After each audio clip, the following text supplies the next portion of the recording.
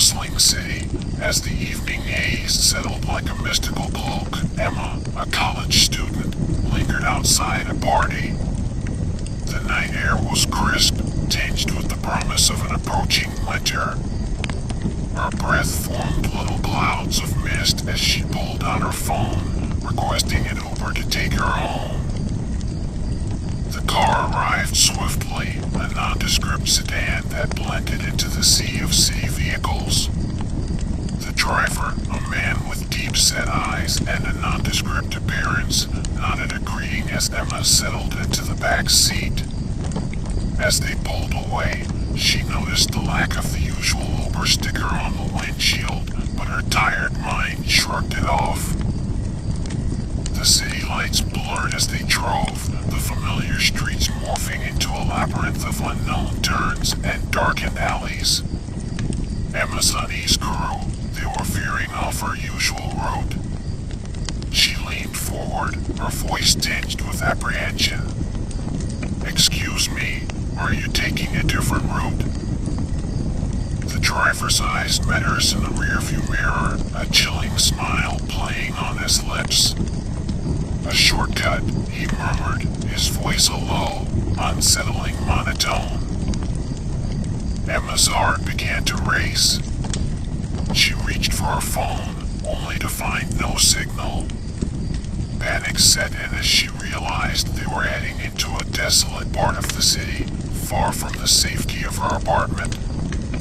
The buildings here were abandoned, windows like hollow eyes in the dim street light. She tried the door, but it was locked. The driver's smile widened as he saw her struggle.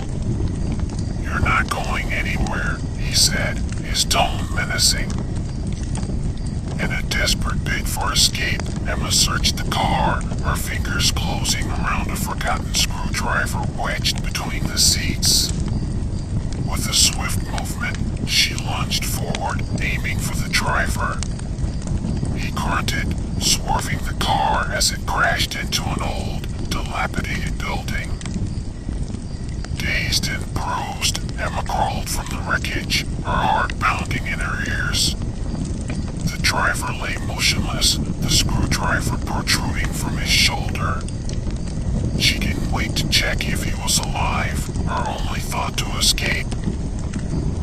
Running through the desolate streets, Emma's mind raced with terror. The city she knew so well had turned into a nightmarish maze. She could hear footsteps echoing behind her, or was it just her imagination? Finally, after what seemed like an eternity, she saw the comforting lights of her apartment building. She stumbled inside, collapsing in the lobby, her breath ragged sobs of relief. The police arrived shortly after, but when they went to retrieve the car, it was gone, as if it had never existed. The driver, the car, the terrifying ride, all vanished without a trace.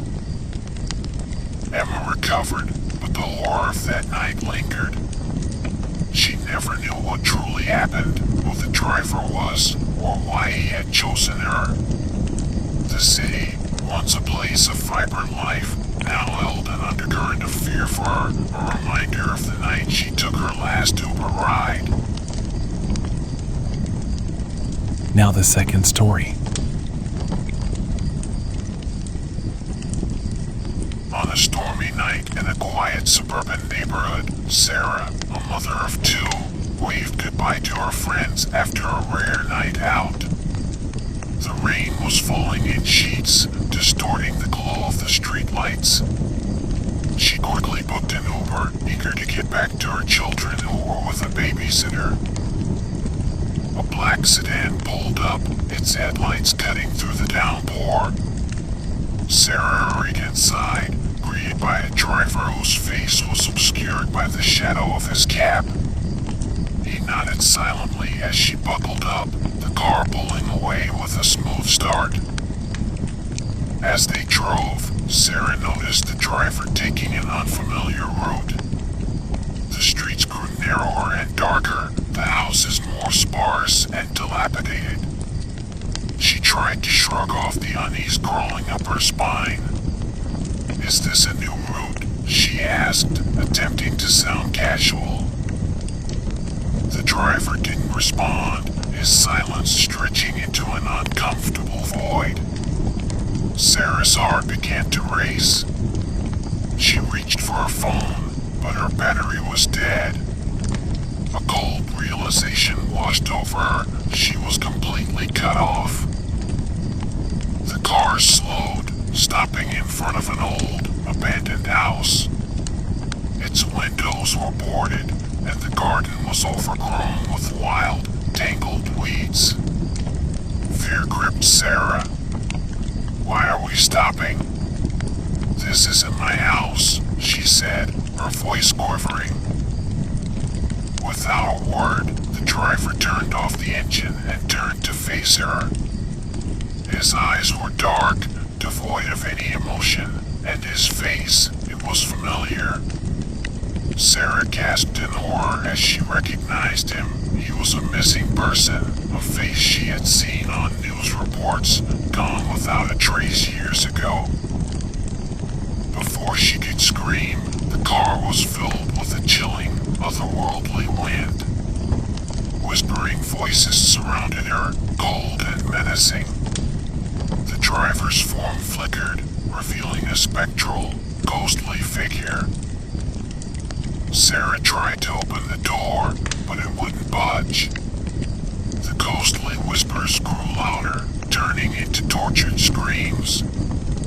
She felt unseen hands grabbing at her, pulling her into the darkness of the car.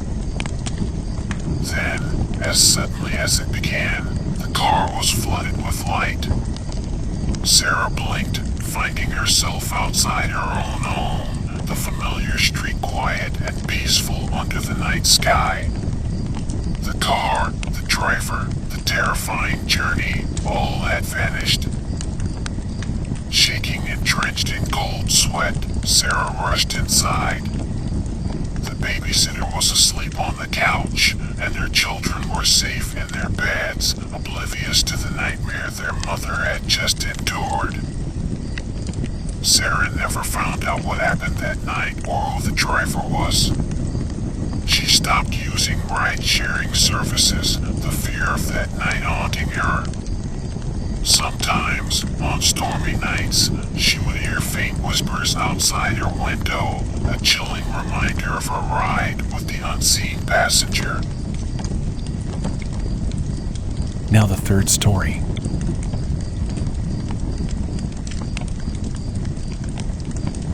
It was a cold, foggy evening when Alex and Jamie, two high school friends, decided to take an Uber home after a late movie night. The streets were empty, the mist turning the lamplights into ghostly orbs. Excitedly chatting about the movie, they barely noticed the car that pulled up, a large, old-fashioned sedan, its paint dulled by age. The driver, a quiet man with a gaunt face and hollow eyes, merely nodded as the kids got into the car. The interior was surprisingly cold, and a strange, musty smell lingered in the air. Alex and Jamie, engrossed in their conversation, paid little attention to these oddities. As the car glided through the foggy streets, Alex noticed they were not on the usual route to their neighborhood. The surroundings grew increasingly unfamiliar, the houses looking old and abandoned. A sense of unease began to settle over them. I think you're going the wrong way," Jamie said, trying to keep his voice steady. The driver didn't respond, his eyes fixed on the road ahead. The car seemed to move faster, the outside world a blur of shadows and mist. Alex tried his phone, but there was no signal. Panic set in as they realized they were trapped in this strange, silent ride. Suddenly, the car stopped in front of an old, decrepit mansion, its windows dark and lifeless. "Why are we stopping?" "This isn't our house," Alex said, fear etching his voice. The driver turned around slowly, his face now a hollow, ghostly visage. "This is your stop," he whispered, his voice echoing unnaturally. Alex and Jamie tried to open the doors, but they were locked. The air grew colder, and a faint, eerie melody started to play, as if from a distant past. Shadowy figures appeared outside the windows, their faces twisted in silent screams. In a desperate attempt, Alex broke the window with his backpack. They clambered out, running as fast as they could away from the car, not daring to look back. The mist enveloped them, the chilling melody following. When they finally stopped, panting and disoriented, they found themselves in front of their homes, the familiar street quiet and safe. Turning back, they saw no sign of the car or the driver, as if they had vanished into thin air. The experience haunted Alex and Jamie. They never spoke of it to anyone, fearing disbelief or ridicule. But the memory of that night, the ghostly driver, and the spectral figures lingered in their minds, a nightmarish journey that had no explanation or reason. Now the fourth story.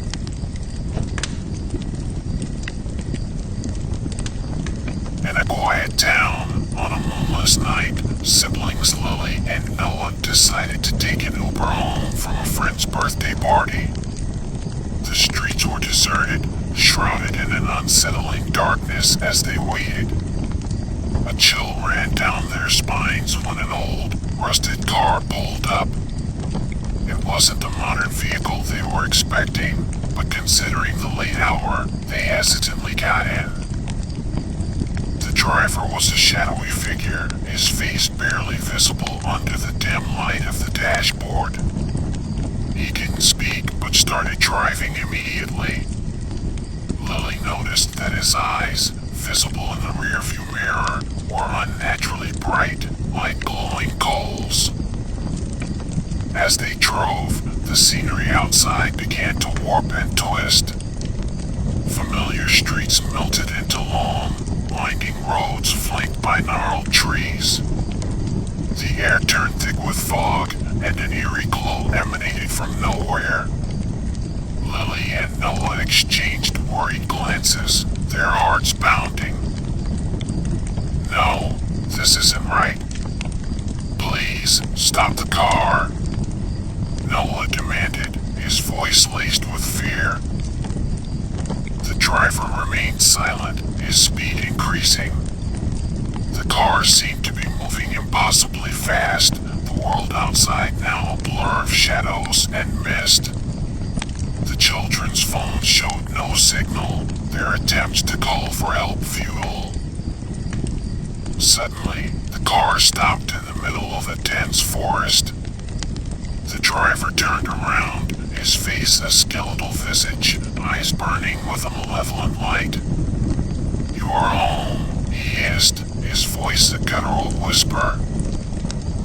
Terrified, Lily and Noah realized the doors were unlocked. They bolted out, running blindly into the forest.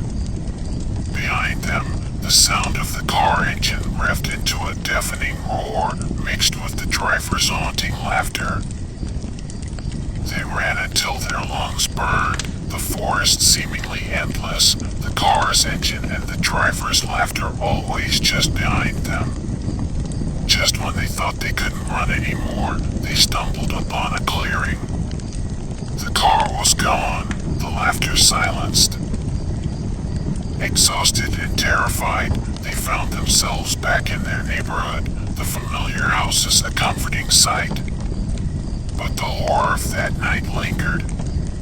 Every shadow seemed to hide a lurking terror, every car's engine a reminder of their nightmarish ride.